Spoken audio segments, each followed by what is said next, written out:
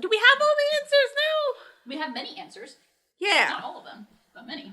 Which ones I mean, I kind of feel like we got a little bit of the why. Yeah, we did get a little bit of the why. I don't know if we got the whole... Oh, that camera, I made that so much worse.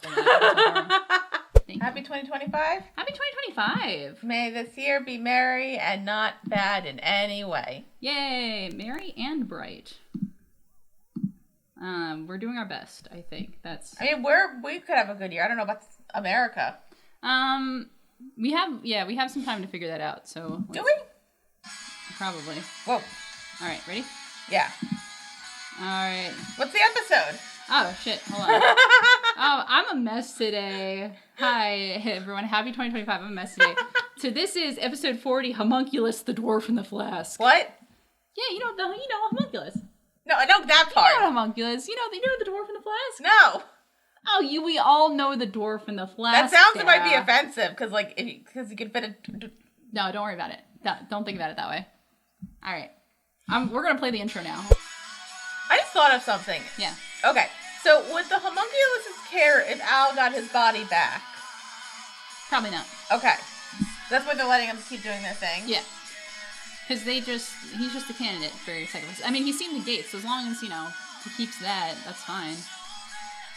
So really, if they just, got his body back and then ran away from the whole area, they would be like... But they'd be like, darn, we don't have a thing. They're like, oh, what a shame. Well, they get Pinocchio, and Winry with them. Yeah. Maybe Papa. And, Mustang wouldn't leave. Yeah, no. They're all unfortunately bound by duty. Those idiots. Fucking duty.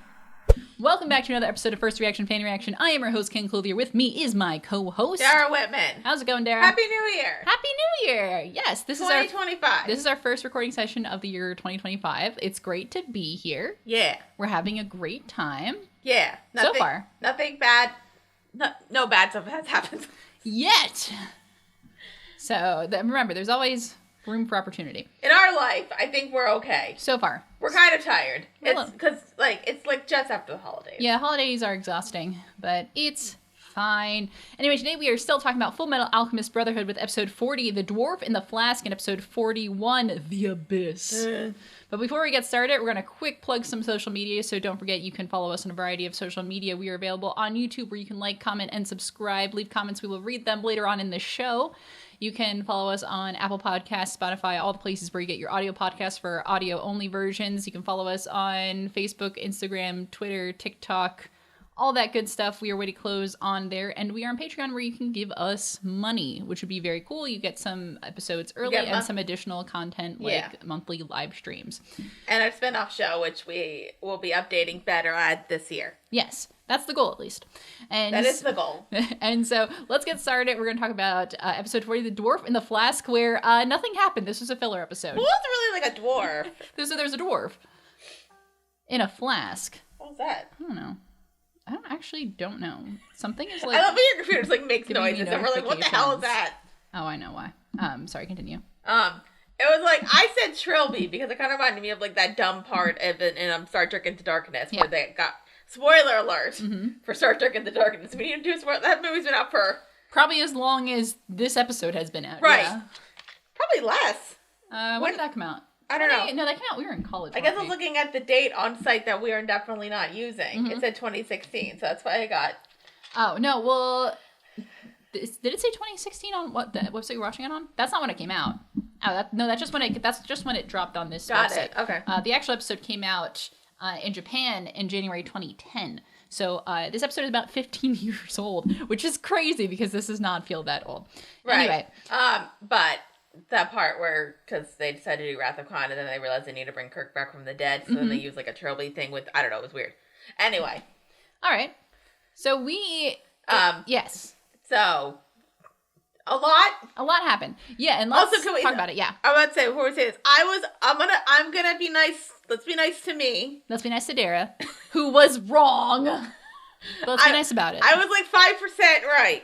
Yeah, and we're gonna talk about that. I mean, like, I was saying, like, something's up with Papa. Yes. I knew that. We knew things were happening with Papa. I knew he was old as fuck. Yes, he's very old. But before we get that, we actually have quite a number of things happen before we even get to that point. So let's talk about that first, and then we'll get to what the actual kind of crux of the episode is about. Yeah, right. So we're Ed and Al. Yes. We're not in this episode. Are not in this episode. They're at the end, right? A little bit, yeah. Just a wee little bit at the end there. But really, we're going to actually open this episode in Central City at Central Command because, as we remember, Olivier Armstrong has been summoned there because of a variety of things that have happened regarding the maybe perhaps disappearance of General Raven. Well, definitely disappearance. Like, he's gone. Why is he gone? No one knows. It's a mystery. Dementia. So you think that General Armstrong had something to do with General Raven's disappearance? No. Seems so. No. However, she's too smart to leave any evidence behind. Yeah. Yes, that's true. Well, anyway, the only thing we have to worry Wait, what about happened is before? holding down this fort. He was in the As last for the episode. general, well, I'm sure the For like Tucker 2 watched seconds. last year. will make sure Yeah. she's taken. We got Central. He knows Central. Oh my god, it's her. Love her. General Armstrong, how nice to see you. They posted you in Central, Mustang? You're well connected. No, it's solely based on merit. That's rich coming from you. You guys would get along. No, they would. They're what too brings similar you to here get today, along. General? Fuhrer Bradley. Maybe just like one nice fuck. And then Just dissipate the tension. Well, sometime we should grab some dinner. Your treat? I hope you know I could eat you into bankruptcy. Maybe we should skip dinner then. I see. You're short on both money and nerve, huh? he did just Maybe buy a I could fuck offer ton of some flowers. flowers That's true. instead. There are many fine florists here in Central. Are there? Yep. Uh-huh. I got it. Uh-huh. And they have a very interesting dynamic because they both know each other kind of separately, and they're both people who have very lofty goals and ambitions and don't always agree with what the other one is doing. And pretty similar about how they treat their team. Yeah. It's like they're very similar and very different, so they kind of butt heads on things. I mean, Mustang's pretty like amenable to her, and Armstrong's just like, I don't give a shit about you, But, sir. Kaylin, Yes. think about it. That sex would be hot. Very good. Very hot. Yes. That three-way, Get it. get Hawkeye in there, three-way, will be hot. That is not what the show is about, Dara. It's not a The kid's show show. stars children. But it's not a kid's show. No, but it does star The next teenagers. episode proves that it's not a kid's show. This episode proves that it's not a kid's show. Yeah, it's very true. Although, I'm trying to think if there's a kid's show that had a lot of murder in it. Mm-hmm. Right. Lion King. It's true. And so, so they actually been peasantries, and then Oh, and Kanto too had a lot of murder. What had a lot of murder? And Kanto. Yeah, it did. Wild Thornmirrors. Trauma. I think there's more murder in kid shows than we give it credit for. That's People true. are like, oh my god, a kid show? And I'm like, oh, have you watched kid shows? They have a lot of this stuff in it. I'm concerned. Don't worry about it. Maybe worry a little about Now it. then, General Armstrong. We need to talk about General Raven's recent disappearance. Just what have you done? I won't be able to hide it all. I don't understand how you can employ someone as careless and incompetent as General Raven. Your men's Is stupid. that the reason you saw fit to dispose of him? Surely you don't need him. You have me intrigued, General. What did Raven say? Some Immortality. The history of this country. Your Excellency's identity. He told me all sorts of things without any prompting. She's good. She's Well, very there good. was some prompting, but it was And fake after prompting. learning all of this, you still responded to my summons? Yes, sir. I assume you'll be needing someone to fill that fool's vacant seat. Nice. Bold. Interesting. I like the way you play. My soldiers are extremely strong and well-trained, sir. I guarantee they will serve you well, Your Excellency. I'm sure they will. I appreciate the sacrifice, General.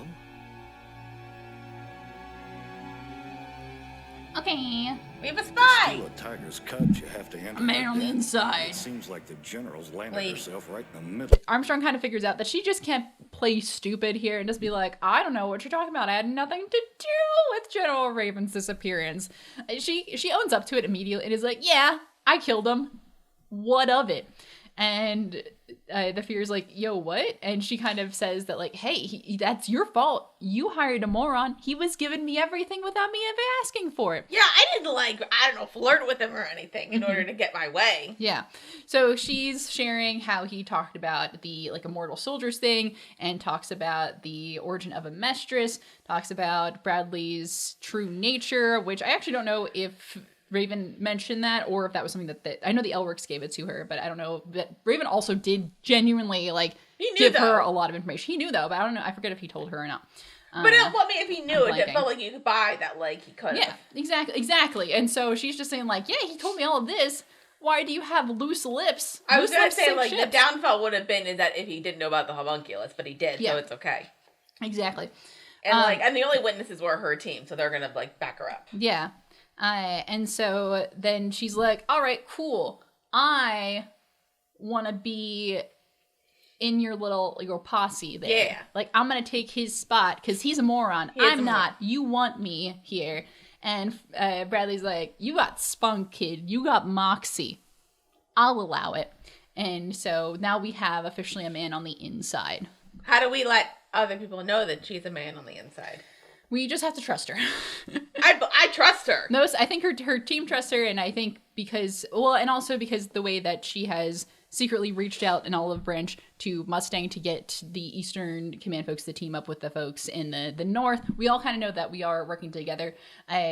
Because Mustang even makes, like, a kind of a little joke to her, like, you want to go out for dinner sometime? And she's like, I can eat you into debt, which is very funny. And then he mentions, like, how about some flowers? And is really just is kind of in code letting her know, like, hey, I got your message. Yeah. We're cool. We're good. And so that they're able to kind of connect there and understand that message has been received. And now even if they have some tension, they know how to work together. Yeah. It's not a lot of tension. I think it's mostly just Armstrong being like, you're a pussy ass bitch. And Mustang being like, all right, cool. Which I think is very funny. Now, sadly, that did not make you go feral. No. I feel like something later, maybe soon later. Not quite in that way. I think that's actually. I feel like when, like, people are, like, so close that you're just like, Yeah. Don't worry about it. That's not what I want to talk about today. And so then we get a scene back up at Briggs where we have Second Lieutenant Henschel and Buccaneer. They're just having a conversation about Briggs and how they operate. So they trust Armstrong's doing what she's doing, and they're like, yeah, fuck these Central guys. And that's pretty much what that scene is. Yeah, and now this place is theirs too. But still, hey, didn't we have some people trying to get back? Yeah. Although our leader might be gone, Fine. we still stand Val. as one. Great question. We act with one will. That's the Fort Briggs way. From here on, the bears will fight the tigers. Fuhrer Bradley works very efficiently, though, so that helps. He isn't a slacker, that's for sure. Sounds like this is going to be a dull conversation.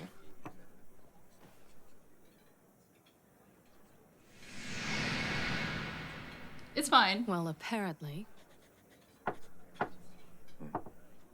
Scar is up in the north. The Elric brothers are up there as well. I see. Yes, I think you're right about that. I hope Major Miles and Buccaneer don't show us up like they have in the past.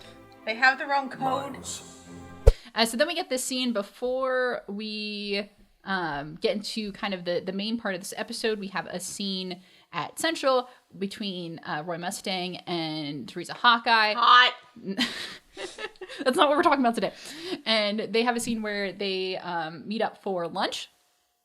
And they're just casually catching up, talking about kind of what they've been up to. And it feels like a real, like, surface level, shallow conversation. You know, my question was, though, What? like, did he notice the cut in her cheek? That's a good question. And, like, did we see it as the audience. She's still got the cut there. From, I know, from it's like, Pride. it's kind of visible. Mm-hmm. But, like, he didn't, like, say anything, which makes, and, like... Yeah. I mean, he could just not have noticed, because he's a man. Yeah. I mean, no, but if anything, the 2 episodes go prove that like he's pretty perceptive to kind of changes like that.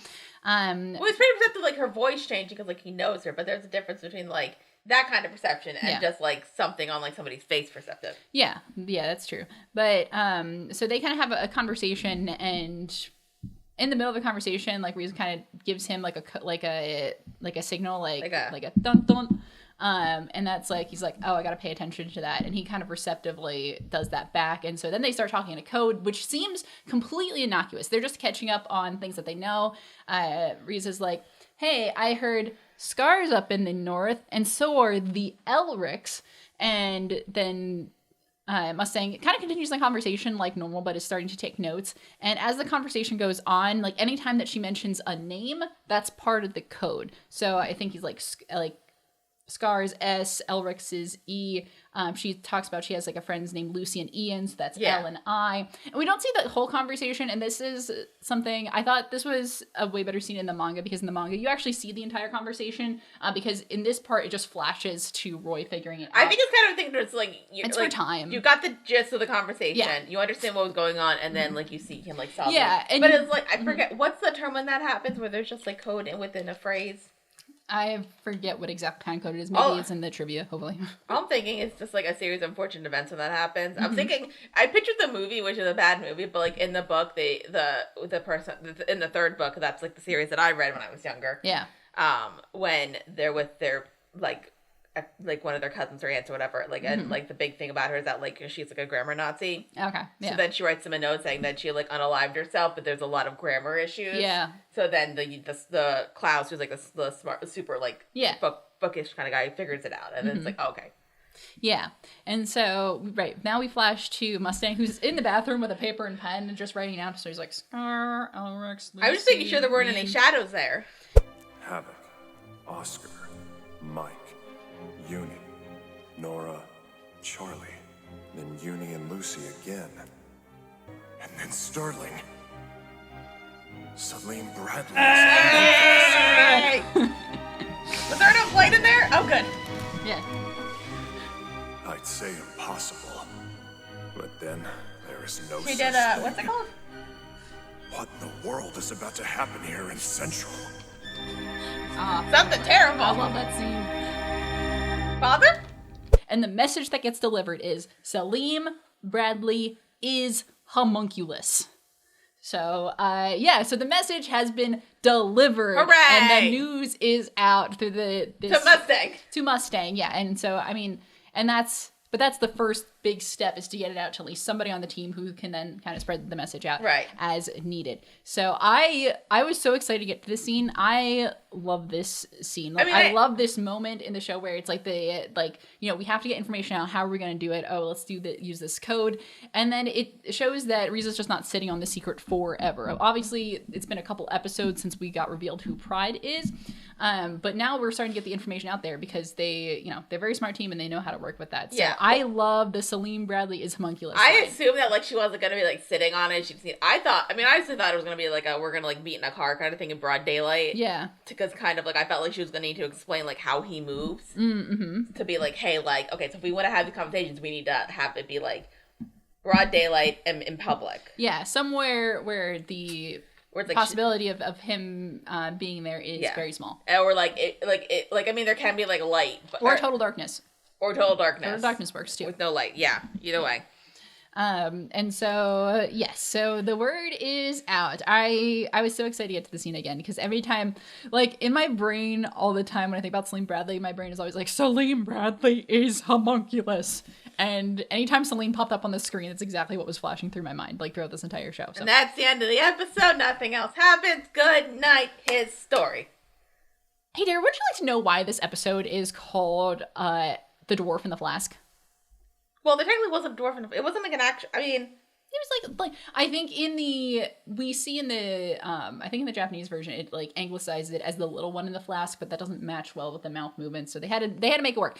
Anyway, so we're gonna transition into a flashback, but before we do that, we get to see a shot of Father So they tricked us. Yeah. Because, like, the flashback... looks like it's coming from Father. Right. Yes. But that, so it's like, oh, his father's. And then I was like, okay, so then his brother Papa's going to come in. Yeah. So I think we're putting the cart before the horse a little bit. But,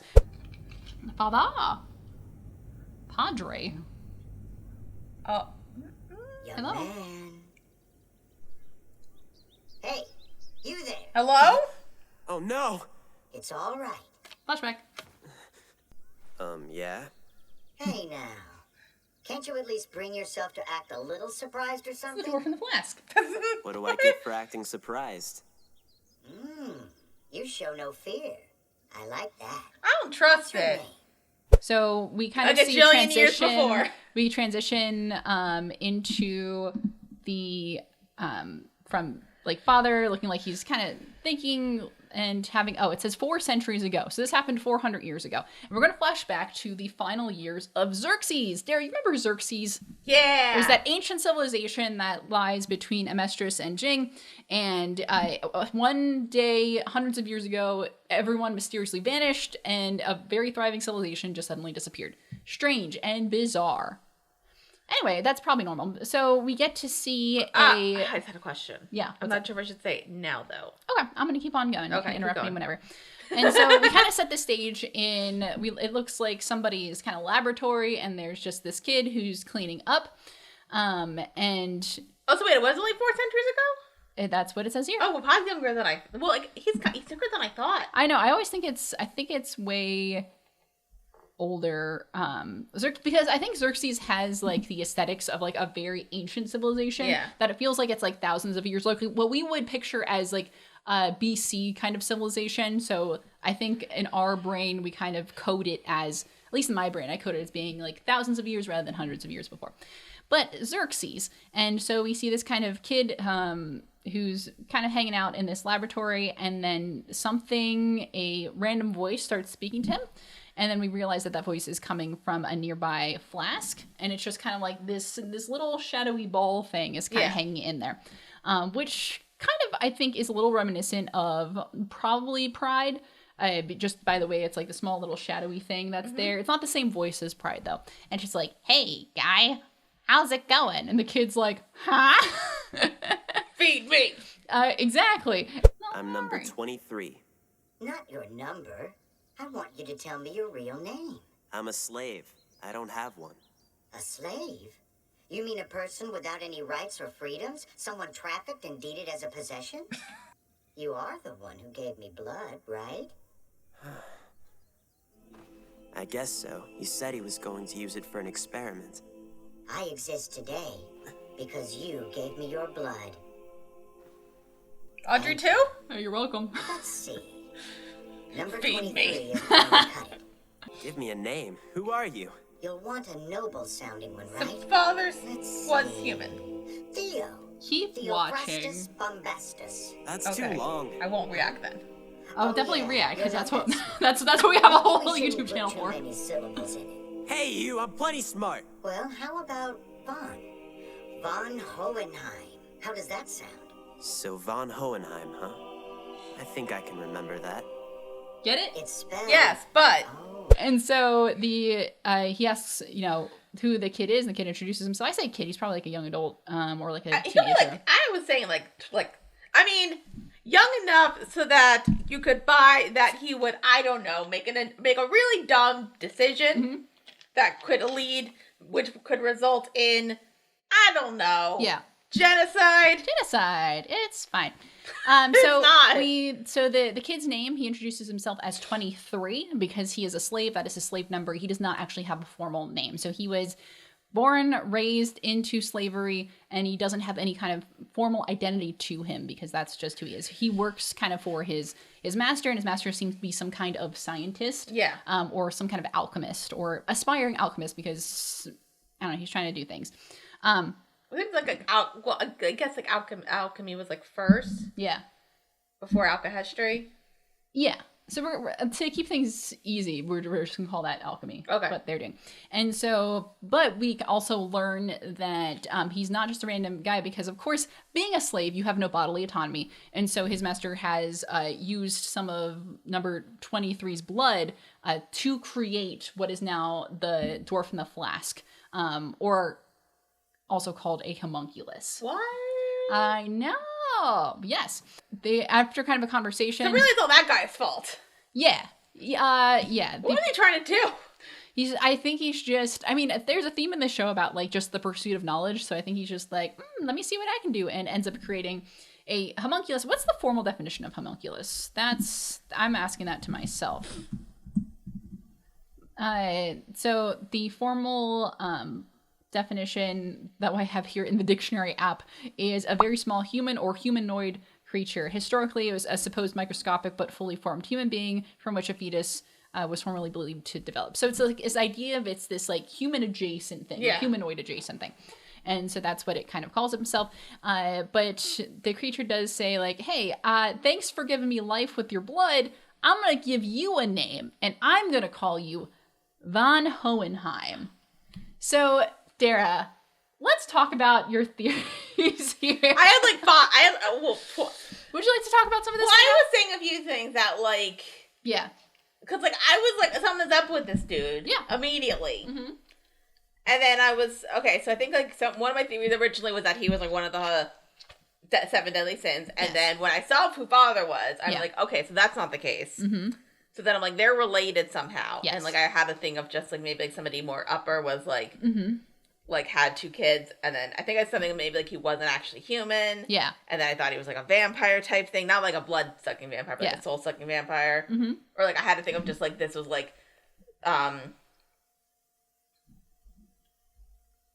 Wait, you know what? Was it... Because I had a thought about how, like, Father's first plan was something with Hohenheim. Yeah. But then Hohenheim was like, no. And then he had his other thing. So, like, I was kind of... So, like... So, when we're talking about the origins of Father and Hohenheim, I think this entire time you have believed that Father came first and then Hohenheim came after.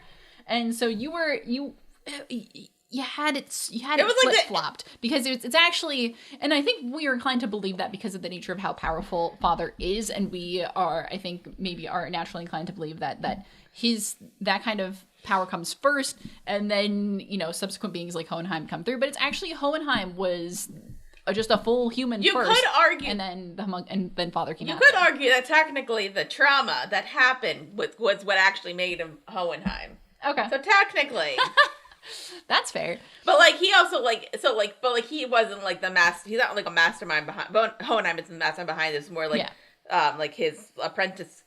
Master, technically. Yes. Master Blaster. Yeah. His Master Blaster. Yes, correct. Not Master Blaster. No, he's Blaster. No, but Hohenheim would be Blaster. Yes. It's funny because Master's also a dwarf. Oh, it's kind of... That's a really weird way for us to go around that. All right. Anyway, but... So it sounds like it's like Master was kind of like, I'm just going to do a thing. Here, come here, slave. I'm going to take some of your blood. Yeah. And see how this works. And then like he creates a thing, but it turns out... I guess, like, the Master was, like, trying to create a homunculus and not knowing that it can just, like, I guess, like, he fed him enough blood that it became, like, sentient and was like, Kind of, yeah. And it's also, I think, it's implied or pretty much stated that the homunculus has a wide kind of birth of knowledge. Like, it knows a lot of things. So it's not just this... It's not this idea of, like, this new being that's created and then has to, like, learn about everything. Like, it comes, like... preloaded with a ton of knowledge. And because that's, you know, when Hohenheim introduces himself, you know, as number 23, he's the homunculus is like, oh, you're a slave is, and then like goes through the textbook kind of dictionary definition of what a slave is. So we know that this thing has a lot of kind of knowledge preloaded into it, which, you know, hopefully isn't dangerous at all. Well, so did the Master like use a little bit of like his own blood? Because I'm thinking like if he just used Hohenheim's blood, yeah, like it wouldn't have, because like he wouldn't have that, because like I'm thinking like does it have knowledge because of its human connection, or does it have knowledge because of its connection to the truth? But also I kind of feel like because he has some on like Hohenheim's blood, then he can like manipulate him, and like I said, like he looked like, I'm gonna say like not Ed's age, but like I'm gonna say like 20. Yeah, that's fair. But like it's very manipulative little furball thing. I mean, yeah, because what else does he have to do? It's just this creature that has knowledge that's in a flask, and it's, you know, the person who created it has this pursuit of knowledge, so might as well just do whatever. And as we kind of go along, we kind of see that the the dwarf in the flask has just general knowledge, but the humans on the other side, so especially Hohenheim when he talks to him, has more of like, hey, here's how humans work. This is, humans, he talks a lot about like human connection and things like that. I'm getting a little bit ahead of the things, but he's able to kind of educate them and like, this is how people think and feel. And then the homunculus in the flask has kind of the knowledge. What? Why? What? Hey, Dwarf in the Flask, what are we going to do tonight? The same thing we do every night, Hohenheim, trying to take over the world. That's it. That's this episode. I had that thought yesterday, sort of, about that. Oh, really? But I'm like, it doesn't fully work, but... well, I mean, kind of works. Now it works. But I am thinking also of just like, he needs more blood. I need more. See, more. Yeah. But there isn't any more. What do you want me to do? Slit my wrists? Oh, terrible. Feed me, Hohenheim. Don't you even want freedom? Are you going to live out the rest of your life as a slave without the rights of a real man? In that case, you're no different from me, trapped inside this stuffy flask. Rude. Let me teach you, von Hohenheim. What do I call you? I'll tell you what, von Hohenheim. You can call me the dwarf in the flask, homunculus. That's a long name. Yeah, can we shorten that down a little bit?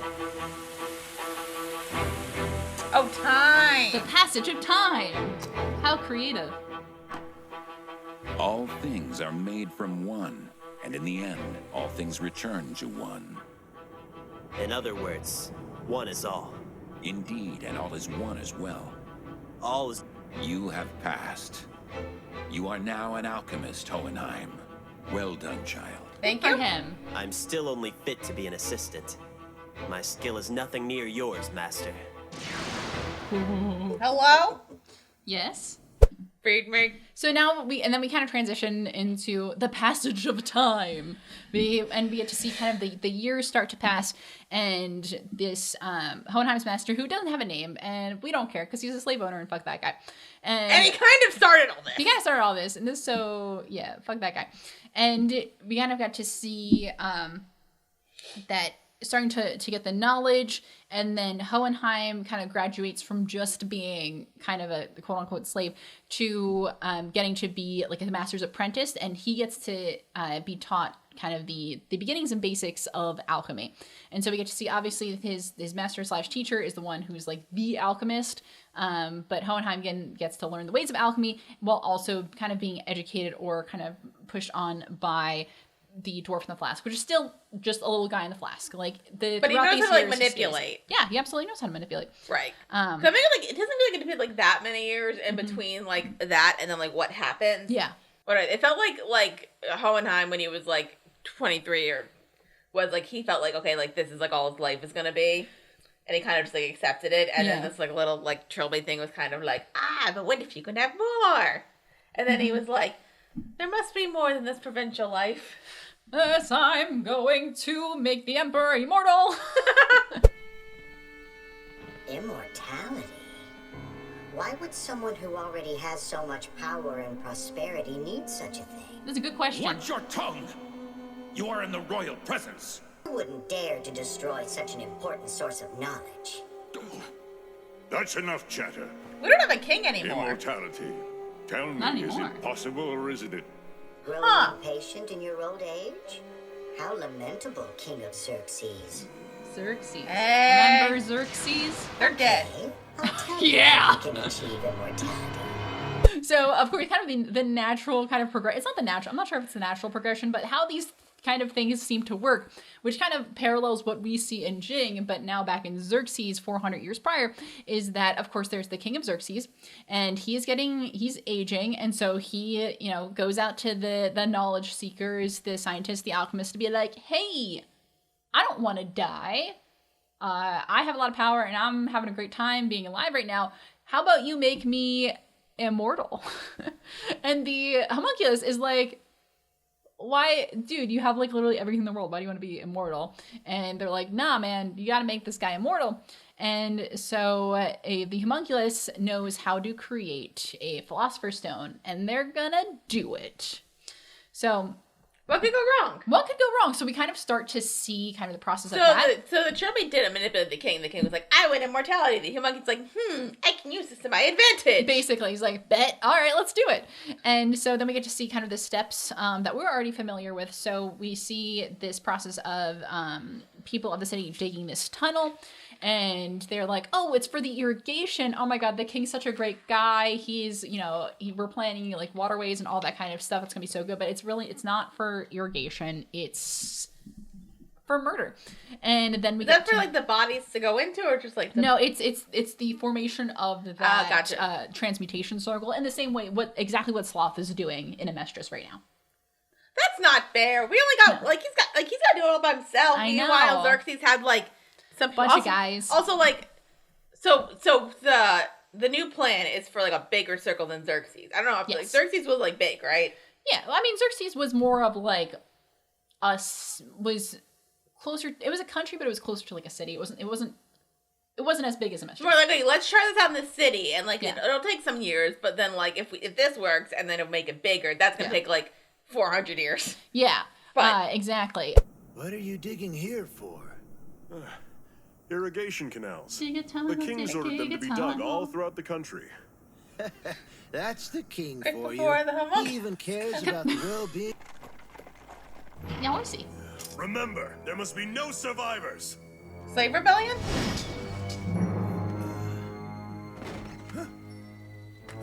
Oh. Ooh, that's not good. Hey. They're dead. Hurry! Carve out the crests of blood while there's still time. Oh yeah, you know the crest of blood. That's fine, right? Yeah, it's totally cool. It is normal. Oh, I'm confused. Who started the rebellion? Or the murdering? That's a great question. Oh. Okay, I thought we were supposed to know. Yeah, real tragic. What a shame.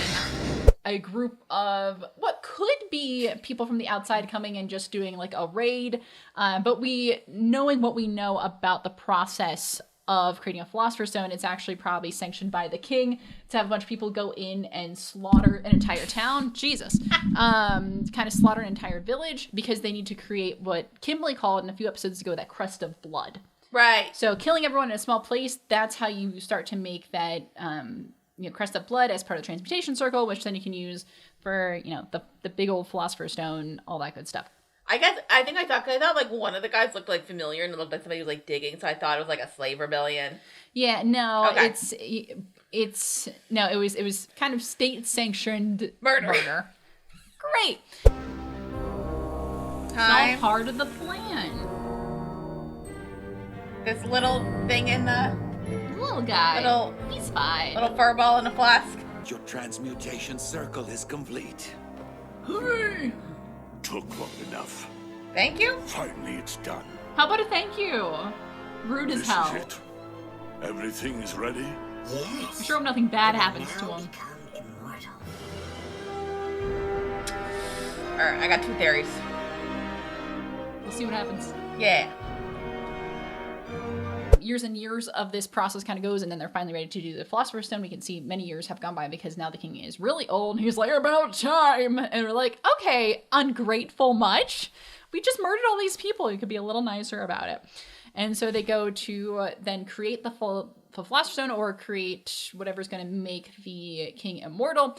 And it's this entire process. And basically what's going to happen is that basically everyone is going to die. No, it's okay. It's okay. We promised these people that they would live. Also, quick question. Yeah. Do we need to make a Philosopher's Stone in order to make the transmutation circle work? Or is it just kind of like we need to get these bodies in order to create the transmutation circle, and then like a little like happy surprise is a Philosopher's Stone?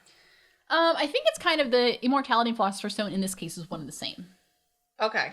So it's like it's murdering the people, then contributes to the that energy. We learn later about Hohenheim. What? Is that thing later about Hohenheim? Kinda. Okay. Kinda. We'll talk about it. And so the king goes to then commence the ritual. He puts his blood in the thing. Whatever. Yeah. We don't know Philosopher's Stones. That's nice. Incredible. The king will achieve immortality. Oh, honey. This is an amazing moment indeed. Oh my god, this is so amazing. I'm having such a great time in this little Flask. Nothing bad is gonna happen. Oh my god. I definitely didn't plan for this. What? Philosopher's Stone? Eh. I mean, that's usually how immortality works. I don't understand it. Ripperoonie. You said if we were in the center of the circle, we wouldn't be on. What? It lied? I can't believe it would do this. Pride? What The true center of the transmutation circle is right here where you're standing.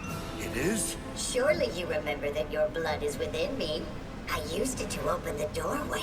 You're welcome. Blood brother of mine, von Hohenheim. Right now, you and I they're are brothers. at the center of everything. Ah, yikes. And then he died? And then he died. That's the end of Hohenheim. Bye, Xerxes. We'll miss you. We'll see you as a bunch of horrifying dead bodies inside of Envy.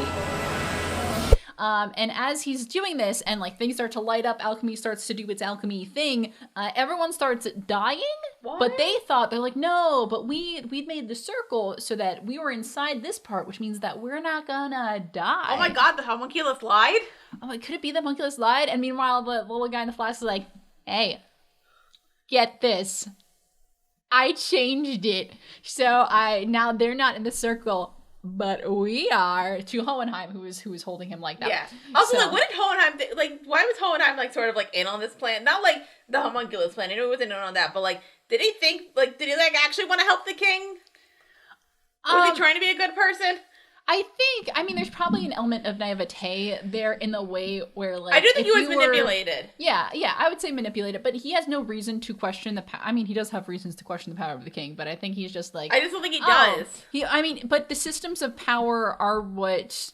I mean, so it's both the homunculus and kind of even the people who have power over him who gave him the access to be greater than what he originally thought he was going to be. Oh, so he kind of, like, was manipulated by everybody. Yeah. Aw, poor baby. Poor baby. So, like, are we supposed to like him? Mm-hmm. Or, like, not? Because, I mean, like, this was dumb. Hohenheim? Yeah. He's complicated. Like, this was dumb. It was a bad plan, man. But you can kind of see it, especially, like, if you basically, like, have nothing. Yeah. And you, like... And, like, think you're gonna have nothing, and then you get, like, manipulated by, like, higher up Yeah. people. Like, that can happen. I'm not, like... Absolutely. I'm not, like... I mean, he did abandon his children. Mm-hmm. When their mother died. Yeah, no, And he did have sex with somebody who was very young. Yeah, Hohenheim is a complicated character. That's really how... That's really Well, what we're gonna I mean, I'm sure that he's not gonna have any trauma. So Hohenheim gets trauma. This is fine.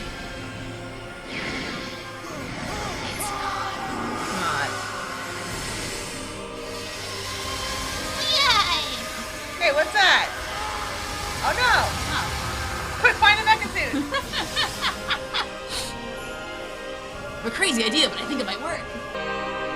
And Xerxes is gone. This is fine. I mean, it's not. That was It's fine.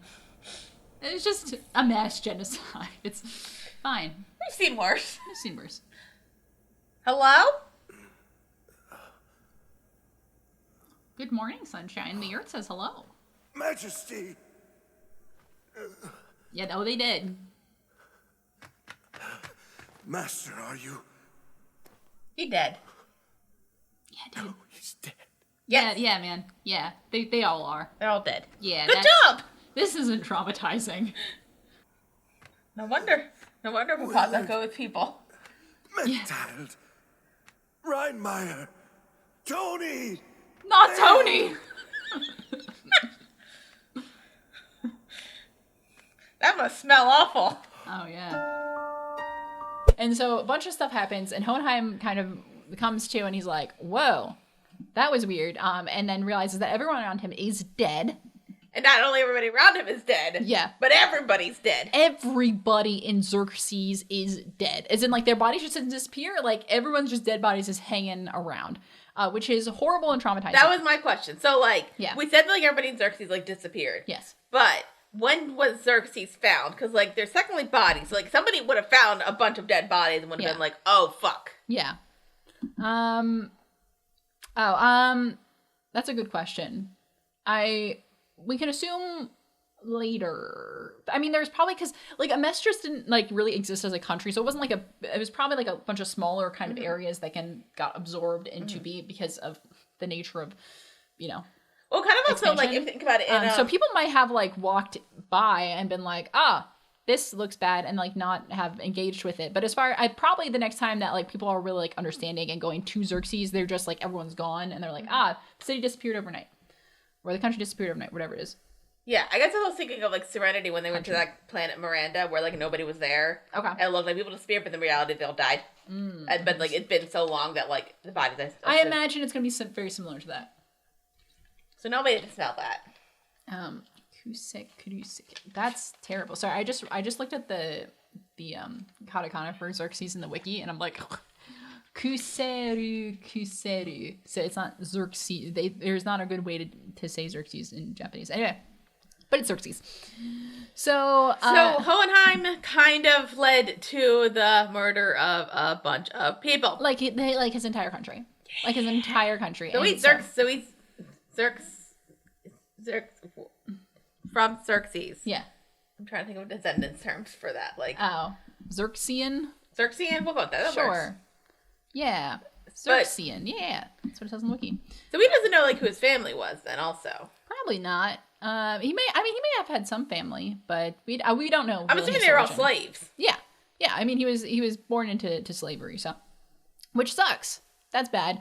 And so, but we also see the way that he is running about kind of after this, realizing everyone who died, that he still had connections. He's not like completely removed from that. It's not like he was above everybody. Like, he knew a bunch of the people. He's like, oh my god, it's this person. Oh my god, it's this person. Oh my god, Tony. Not Tony. Not Tony. But wasn't Tony also the name of the old conductor in Bacchanal? I think so. It's just but that kind of, Tony. I feel like Tony makes more sense in that timeline. Yeah. But I guess also, like, I guess it kind of maybe explains a little bit about, like, doing this, because, like, it feels like if he had these connections, that, like, either... One, he was really open to manipulation, because, like, they could have just been, like, being, like, if you're nice to somebody, then, like, you're, like, I mean, that's kind of happened sometimes, like, war prisoners, when they get turned. Yeah. They'll, like, you're nice to them. Mm-hmm. And then, like, you move them to your side a bit, so then that might have also been a reason. Yeah. And again, like, it kind of felt like Hohenheim was, like, a bit of a blank slate that anybody could, like, manipulate, so. Right. But now nobody can, because he's got trauma. And everyone that he knows is dead, and he's traumatized. And it was kind of his fault. And it is like, he contributed. A little bit. Just a little bit. And so, but then he comes across the one person who's left. And he originally, because of the robes that they're wearing, it looks like it's the king. And he's like, oh my god, hi, king. But it's not. It's actually someone who looks exactly like him. Which is a bit of a mind fuck. Damn. There must be someone left. It's no use. All of their souls have been taken from them. Majesty! Are you all right? Tell me. Your body. How is it feeling? It's that guy. Me. Impossible. Are you the homunculus and the flask?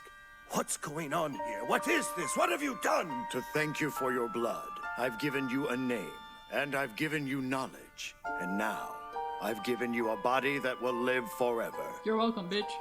I'm immortal. So I was wrong. Focus your attention. Yes, you were.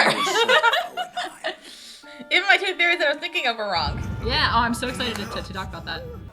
The voices of all the people in this country who were offered in exchange for That's your terrifying. immortality. Why would you do that? That's not nice. Well, half of their lives were for me, actually. I appreciate your cooperation, Hohenheim. He's traumatized. Oh my god, I got to use all this power to make a new vessel for myself. Look at me, I got legs. Because they shared the same blood. That does make sense as to, like, him being more powerful than Papa. Yeah. Right. I mean, the homunculus kind of already had, like, again, he had this degree of knowledge. He was the major architect behind the transmutation circle, the philosopher's stone, immortality, and then rigging the plan so he got all the power afterwards. And so he kind of says that, like, hey, thanks for your blood and helping me out with all of that. I have repaid you. He actually refers to him as his father, and he's repaid his father with 3 gifts. A name, of course, which when they first met, von Hohenheim. Wealth of knowledge, so his kind of access to. So like he kind of saw he saw the truth. Yes. And now a body that will live forever. He was like, hey, thanks for that. Now you get to be immortal. You're welcome. I'm immortal. You're immortal. It's great. So basically what he did is that now the person that we know as father took half the souls basically from Xerxes, took half of it, put it in his new vessel, and then took half of it, made it into Hohenheim. And so now they're both basically walking Philosopher's Stones. Right. Fun. And so they're not, but it's not like immortal, because I mean, like, you still is it still like kind of aging, because like the soul's age, or like that's not how it works. We should understand it as like a functional immortality. Okay. So the moral here is don't feed the plants. Don't feed the weird fuzzy guy in the flask, because he only. Even if your master forces you to, maybe say like, hey. I'm not really sure about that, man. Have you considered what you're doing? And then you'd get murdered. But anyway. Well, so I mean, we're gonna flash forward to present day. So this is 1914 and not the year like 0. So does he age at all? Not 0. It's 1500. It's so weird. It's so weird. It's 400 years ago. So Hohenheim is not age. Hohenheim is like physically the same as he was. You gotta see like back in Xerxes. Because like he did kind of like look. I mean, he looked like younger even in that like final shot. Mm-hmm. Then, but I feel like it's probably just like the trauma on his face. Yeah, it's more of like the wear of his experiences, and it's more of like how he's holding himself rather than like his actual physical body aging. And it also kind of feels like he would befriend people and then have to watch them die. Yeah, that so sucks. that probably doesn't have a trauma. Also, he falls in love. Yeah. Has kids. Yeah. Is like working on being happy and then has to leave for, I'm going to say like semi-valid reasons. Yeah. And then his wife dies. Yeah. More trauma. And then is a dick and is like, I can't go back. Yeah. And it's one of those things too where he's like, you know, when he got with Trisha and had kids, then he's like, cool. We remember in that episode where we had that flashback of him in, what was it? Family Portrait? Yeah. I think the episode was. And he's like, oh, like I'm trying to figure a way to like basically rid himself of this body or, become a regular person again. So he didn't want this immortality thing anymore. He's like, I want to get old. I want to hang out with my kids. I want to die. And even in some of these flashbacks. I'm grateful to you. Oh? For what? Oh my God, I buddies. live as well as I do now because of the knowledge you gave me.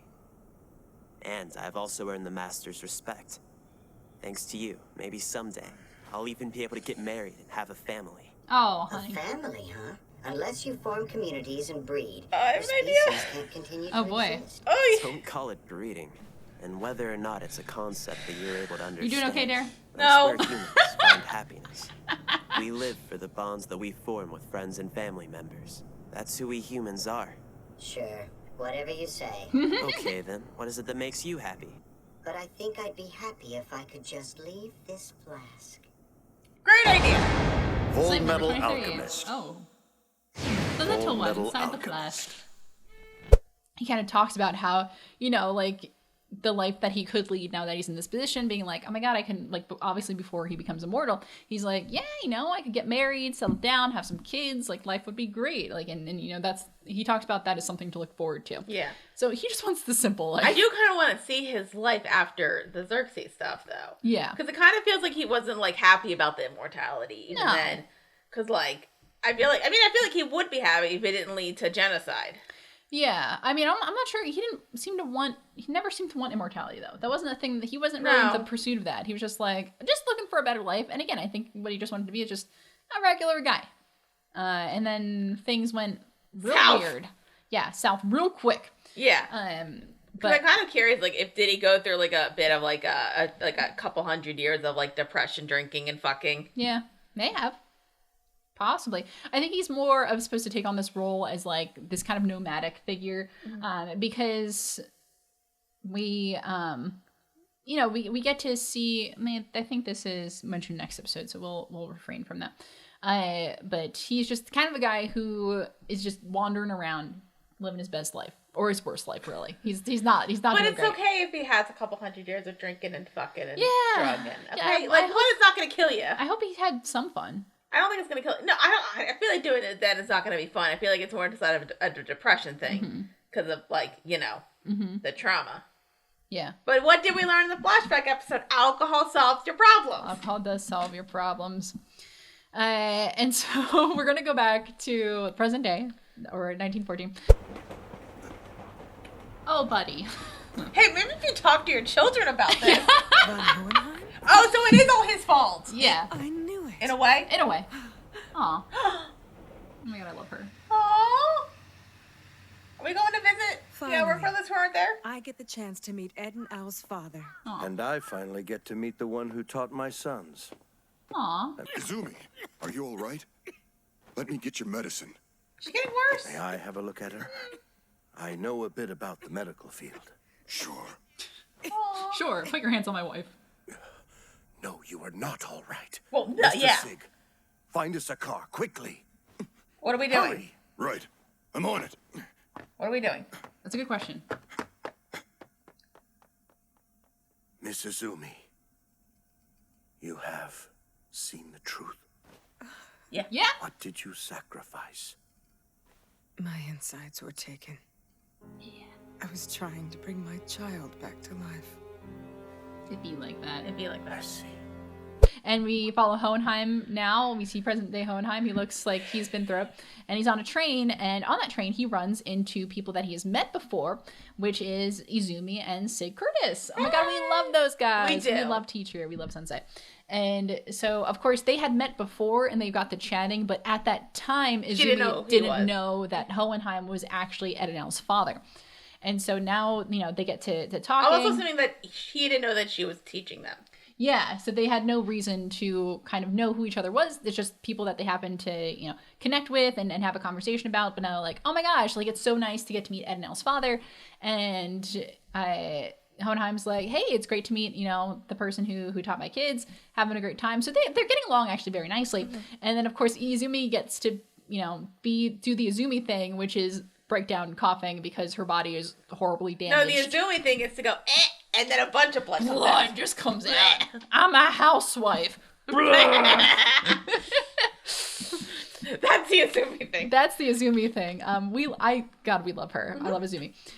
But of course, Izumi then starts kind of coughing, and Hohenheim's like, "Yo, you good?" And she's like, "It's fine." It sounds like she's getting worse. I don't know if like that's possible, but it sounds. It could be. I mean, like obviously because she's going years of having missing internal organs and her organs just being arranged in a bad way. So I imagine it like the body has to overcompensate, which could probably break it down. As time kind of goes on. But Hohenheim's like, hey, I know a little bit about medicine. Can I help out? And they're like, yeah, sure. And so then he sends Sig away to be like, hey, get us a car, man. And Sig's like, roger that. Which like I first thought, yes. And I first thought it was because he didn't know if Sig knew, but like we know that he does. Yeah. But now I'm kind of thinking, what's it because like I'm gonna do something that'll help, but then Sig's gonna beat the shit out of me. I just interpreted that as him being like wanting to give her some privacy, to be like, hey, so you did a bad thing, dude. You know about that? And she's like, yeah. kind of did but that. Like I wanted my child back. So like, she's like, hey man, dead kids are traumatizing. And he's like, word. And so I got plenty of dead kids, dead people that I know. I know. I have dead people inside of me. And I knew some of those dead people. Yeah, inside of me. And that's a good point because you remember the one episode. Remember when Hohenheim like awkwardly like puts his hands to and like puts the thing. He calls them by name, so he knows all the people inside him. That's so upsetting. And in the conversation that he has with Father, he's like, oh yeah, you can hear them too. So we actually know that Hohenheim has access to knowing the souls that are in him, and he can hear the suffering bodies within him. But so was he like trying to take them out? So he had to do something with it. I'm not sure he was just trying to relieve him, like give them relief, but he was doing something and we don't really know what I thought he was trying to reach them out because if he gets rid of the souls, maybe that'll make him less immortal. Yeah, but that's probably would take a long time to do because that's a lot of How many souls. people were living in Xerxes?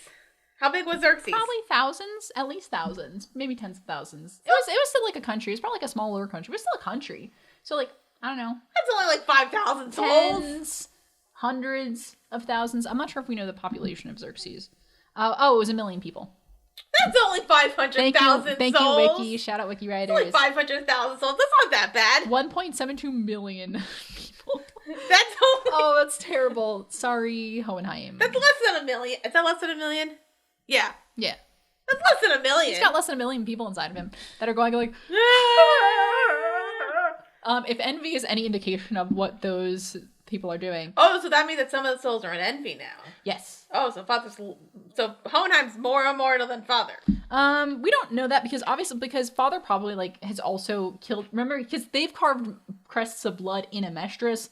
So I think it's probably like a cycle of like gaining and then like taking what's in it and then putting it in the other homunculi. So it's more like Father's like keeps gaining souls, letting say immortal, and like Hohenheim's got the same amount of souls. Yeah, probably. And, like, not trying to get more. Probably. I'm not sure if I'm not sure if that's confirmed anywhere, but like we're operating on an assumption here. Yeah.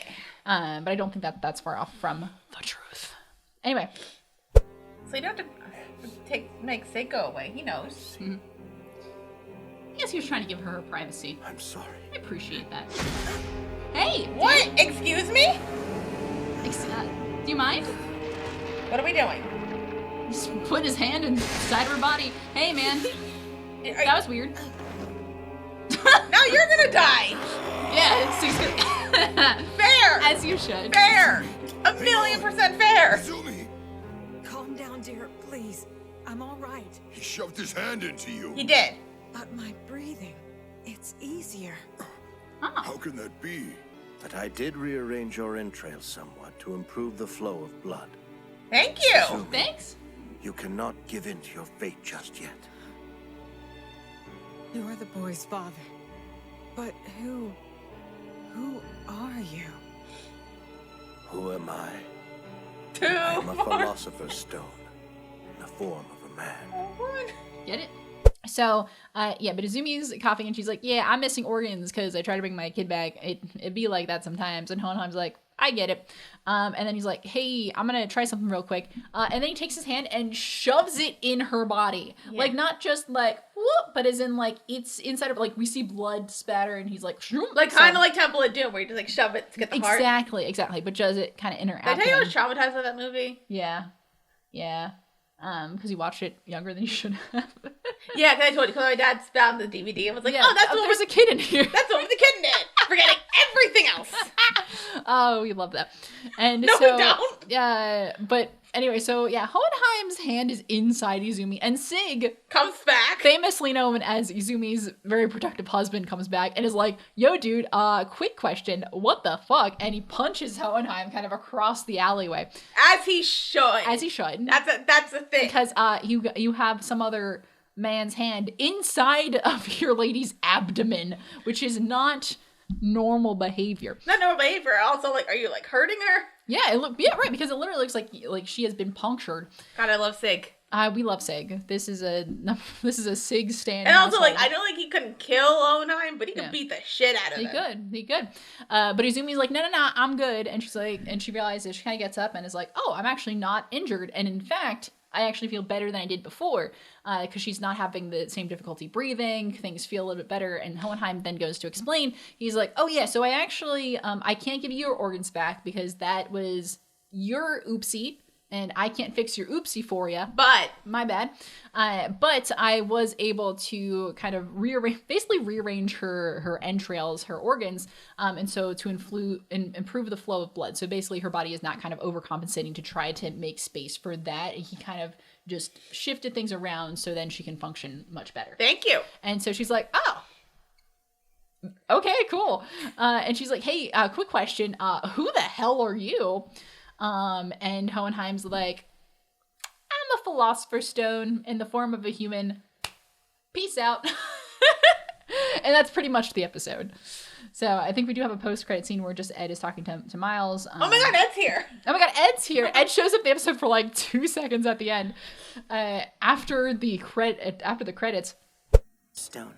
The celestial stone. The grand elixir. The philosopher's stone is known by many names. It's not necessarily a preview or a... You say it has incredible power. I would have expected it to be a little bigger than that. It's not. I've never seen one that's much bigger than a small pebble.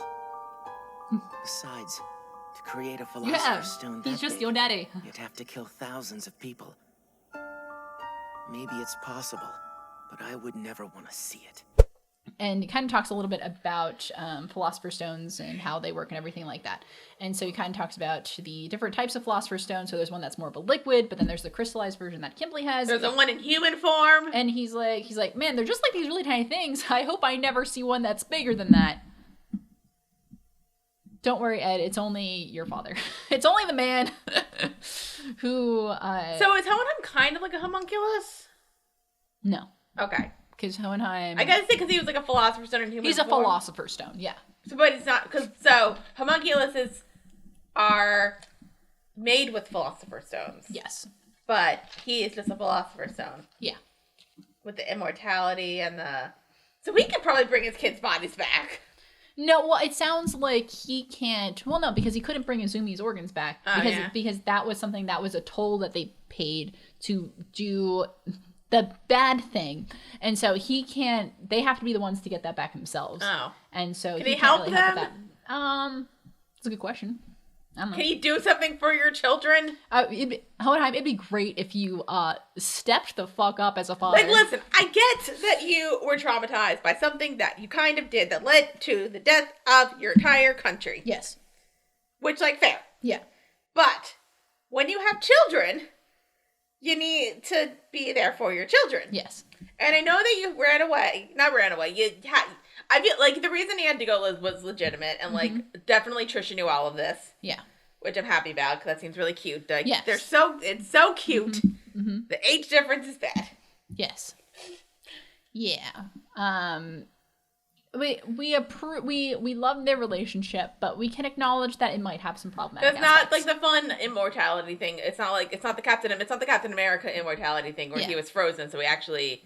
Like fully didn't age, and he didn't experience life to the point where like mentally he would age. It's a vampire thing where it's like a vampire thing, and if you like that, good for you. Listen, I accept Buffy the Vampire Slayer, even though she dates a vampire. Yeah, who's like 200 years old when she's 16. Mm-hmm. It's fine. It's fine. Don't worry about it. The important thing is to not think about it. Don't think about it. And yes, sex leads to bad stuff in there, but like. It's fine. Yeah. Also, if you think about, like, when they turned into a vampire, because I think, like, technically, like, the Angel character was 26 when he turned into a vampire. Oh. Don't think about it. Don't think about it. It's really, they're adorable and I love them. Anyway. Exactly. We can acknowledge that sometimes couples in media are really good, but could have some maybe problematic origins. But you take the good with the bad, I say. Right. Anyway. I think, like, the reason that he left was good, and I don't think he was planning on being gone for as long as he was. Yes. Well, kind of, so, like, it feels like he clearly left because he figured out that father was trying to make a bigger transmutation circle. Yeah. I'm assuming just to get, it sounds like he just wants, like, power and wants more power. Yeah. To be, like, a god. I don't know to who, though, because he's killing everybody. Yeah. That's the thing I'm curious about. Yeah, I mean, well, you made a really good point with like the becoming God thing, because there is we kind of get a little bit of this. Remember when Ed, Ling, and Envy are in Gluttony's stomach, and they're kind of reading the panels of Xerxes. Remember like the transmutation circle that we see. You know, Ed starts reading, like interpreting the transmutation circle, and it's like the way that I think it's like the lion and the sun, and it's read as basically I will like.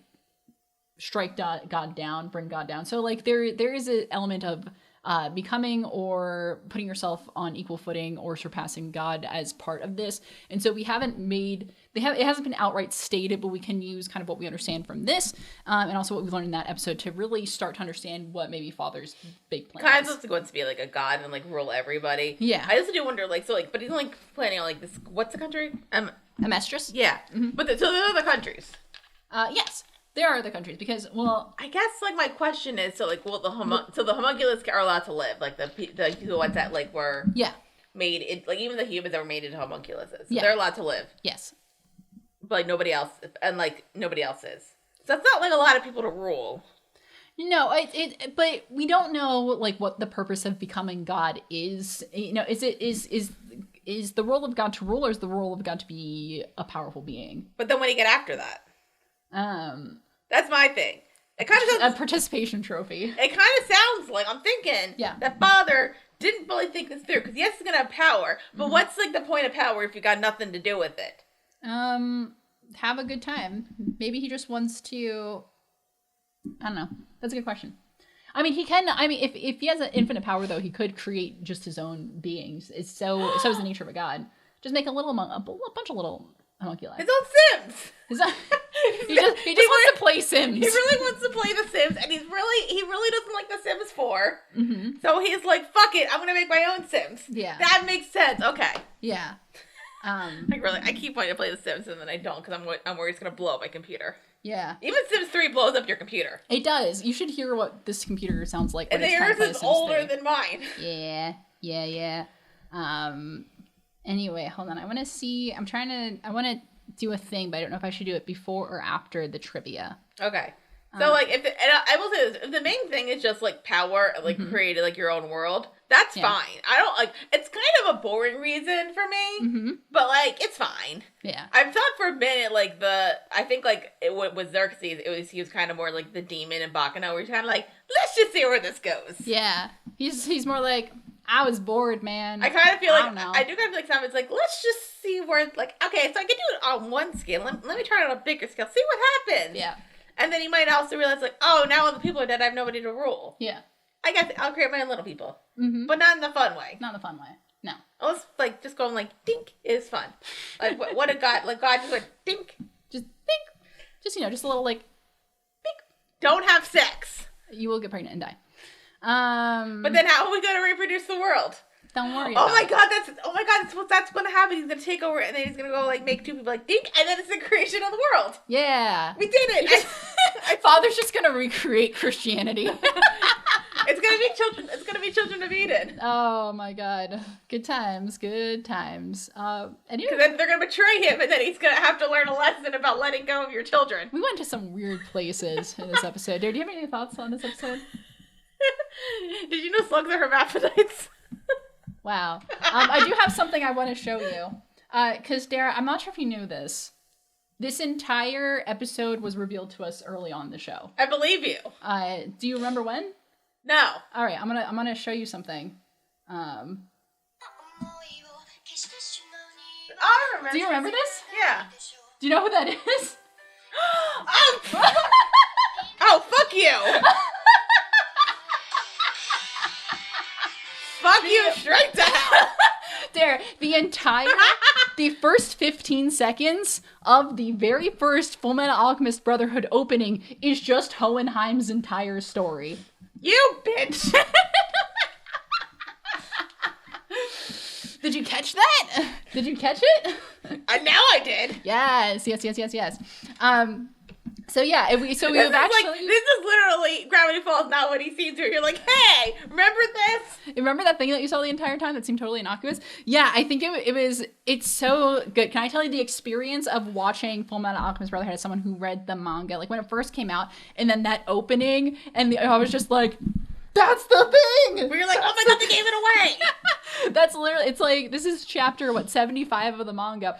And I'm like, yeah, you gave the whole thing away. But of course, because I think Hohenheim, like, Ed and Hohenheim look so much alike. When you first see that, you just think it's an older version of Ed. But it's not. It's actually his father. I think I originally thought it was, like, Ed, because I didn't see, like, the right code or anything. I'm like, he does kind of, like, sometimes, like, I mean, Morin's hair is like more like a braid, but like... Yeah, but sometimes... But like, when you first watch it, you don't think about it. Exactly. And so you're just like, oh, okay, I'll probably understand what this means. And then later. Also, like, that's like the first theme song. You get like a few more, so then you just forget about it. Exactly. But no, the very first shot is the transmutation circle of Xerxes, and we see a young Van Hohenheim. And then, of course, it flashes to Trisha, and you're like, oh, because we're actually seeing through his eyes. Yeah. It's actually his eyes of seeing his wife, and then we see, like, the door shot on his kid, so it's actually what he saw when he was leaving his children. So the entire first 15 seconds is about Hohenheim and his story. Wasn't the door thing at the end of the theme song?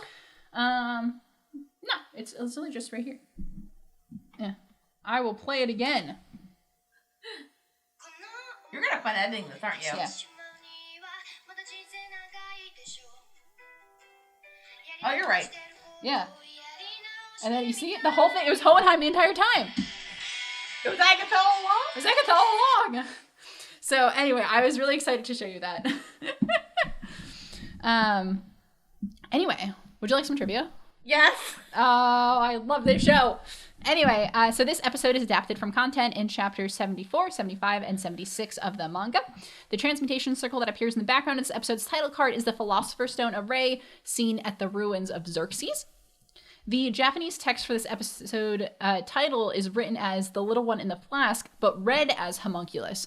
So that's something very interesting about the Japanese language. Of course, like things can be written and kind of read multiple ways and have different interpretations. So it's a little difficult sometimes to translate directly because it's like people who can read that understand that it has two separate meanings. Usually when we say a word, it has the meaning. So subsequently, the American broadcast listed this episode with both interpretations as homunculus. So homunculus, in parentheses, the dwarf in the flask. Yeah. So that's why it kind of gets a little weird when they're talking about it in the episode. Yeah. But they didn't want it to lose its original meaning. Yeah. Edward's explanation of how Kimbley's alchemy works is omitted from this episode. This was possibly done to avoid mentions of a hexagram, which forms when Kimbley puts his palms together, because he's got a triangle right there, and he puts them together. But that could be a little insensitive because that's going to look like it's a reference to Judaism. So it's like, Kimbley the murderous guy. Anyway, so he's got the Star of David on his hands. That's probably not good. So, understood. Yeah. Although a mistransliteration in the original manga chapter actually misspells Pride's human name as Salim Bladley. So, languages like East Asian languages like Japanese and Chinese. Was that in the text, in the writing? The R's and L's were changed. No, so they changed it for the... like when they adapted it to this episode. The original manga, they accidentally used an L instead of an R for Bradley. Whatever. Yeah. So Van Hohenheim's appearance as a young man seems a tad older and better fed than his appearance in the corresponding manga chapter. So apparently he had a slightly different appearance back then. In the manga, there's nothing to suggest that the mural in the King of Xerxes' throne room ever held jewels. However, it is depicted with large sapphires, emeralds, and rubies in this episode, as well as during the first opening sequence. Hohenheim's comment to Izumi that he is a monster is omitted from this episode, presumably for time or dramatic effect. But he's talked about it before. He thinks he's a monster. Ed's discussion with Miles about the size and shape of Philosopher's Stones, along with the scenes of Van Hohenheim discussing matters with Izumi and Sig at a dinner table, was cut from the American broadcast due to time restraints. Of course, things are always cut from the American broadcast because they don't have enough time, because we have to advertise more in the States. Anyway, that's this episode. Oh God, how long did we talk for? An hour? Yeah. Oh boy. Would you like to take a break and then come back and talk about the next episode? Sure. All right. We're going to take a break. When we come back, we're going to be talking about episode 41, The Abyss. Stay tuned. I'm trying to figure out if Hohenheim was just like dumb or just like wanted people to he wanted to be taken care of, and the people were taking care of him, but they're actually manipulating him. I mean, imagine like your entire life, like you are not a person, you are a number, and you are a service. So the first time that people actually start seeing you as a person, like, why would you go against that? Exactly. That's upsetting. Yeah, it is very upsetting. That does make me feel sympathetic. I mean, I feel sympathetic towards him. Yeah. But he did leave his kids. He did walk out on his children. So, I feel like it's kind of a thing of, like... Not great. It feels like a thing of, like, I don't want to walk out on my kids, but then I find out that this father guy who essentially destroyed my life... Yes. ...is doing a bad thing. And many other lives by killing them. And is going to destroy more lives, especially people that I love now, especially that I have a family now. Yeah. I need to go away for a bit. Mm-hmm. And even the way Trish was saying is like, it's okay, it's not going to be forever. Yeah. Definitely. Mm-hmm. But then I guess it was like longer than, I don't know, like in between, like when, I don't know how much time was it in between when he left and then when she died. Yeah. It sounds like she died kind of quickly. I mean, she died probably, I think, a couple years after he left. Yeah. Maybe less than that. He could have written. We have the timelines on here. I'm just too lazy. No, maybe he couldn't have written. What? I was thinking, like, he could have written her. No. I mean, like, I was thinking, like, no, he couldn't. They never heard from him. No, but I was thinking, like, maybe he can have written just in case somebody gets it. Mm. So then that would have led father to his family, which he didn't want. So he did, like, and then she died, and then he's like, sad, and then maybe went on bender a little bit. I like the idea that Papa is father's daddy. Which inherently, does that make father Ed and Al's brother? Gets fucky. This is a real fucky family tree. But it was unconsensual. Consensual. Yes. Unconsensual. Yes. That's upsetting. That's the whole thing. What do you think this guy is a pawn? Yeah. And then when he gets his normal life, he's like, somebody's gonna ruin it again. it'd be like that. I do think it was also something of just, like, he didn't think he could be a single father or be a father to these children. So it's like, it's probably better if I just, like, don't go near them. And it's like, just he's always watching me. I can't. Yeah. Hodam's got issues. I think there was reasons, but, like, he probably could have found, also might be the fear of just, like, he's going to lose them. Yeah. Or also, like, can souls, like, travel through sperm? And then... Oh, my God. Like, when you, like... I don't want to think about it like that. No, I'm thinking, like, are some of Did he impregnate Trisha with super sperm? Yes. But I was thinking, like, are some of the souls now in Ed and Al? So they're probably not. Okay. Which is going to be real unfortunate when we talk about next episode. Anyway. Very well. You can have General Raven's seat. But as I expect you'll What do I understand, have my for? men will take over Fort Briggs. Vibes. Agreed? Of course, as you wish. Yeah. Homunculus, Dwarf in the Flask. Why? That'd be great if we saw what that means. Is this spot taken? Okay. Yeah. So, Papa was a human from... Yes. And then wanted a better life. So then he listened to a thing in a flask, which was definitely creepy. Yeah. And then... Yeah, so my first theory before this, not like, I mean, like, watching this. Yeah. 'Cause I had about 12 million others, if I'm being honest. Yeah. Was that it was going to be like a Jekyll and Hyde situation. Mm-hmm. But then I was like, okay, is that going to be like the king who then becomes younger? Yeah. But it was actually the furball thing. Yeah. That yeah. then, because it was his blood, they look alike. Yes, So exactly. kind of his father? Sort of. The sort, I was like 3%, 5%, let's say 5% right. Yes. Okay. You had like the opposite. I will talk about it more in the discussion, but yeah, you were very far, but also kind of close. I knew something was up with him. Yeah. Ochobi has this all felt hat with a narrow brim. Yeah. And Damn, it still sucks. Jesus. Is that a fedora? No, it's people call it a fedora, but a fedora is actually not that. Fedora is actually what Indiana Jones wears, but people mistake a trilby for a fedora all the time. So I was wearing trilbies all through my teenage years when I thought I was cool. Yeah. I did look cool though. I love a hat. Maybe it's possible, but I would never want to see it. Yeah. That's fair. Where's Al? I mean, you don't want to see your father either, so it all makes sense. Where's Al? He's right there in the next episode. It's fine. So we caught up with them. Yeah. That's good. Probably.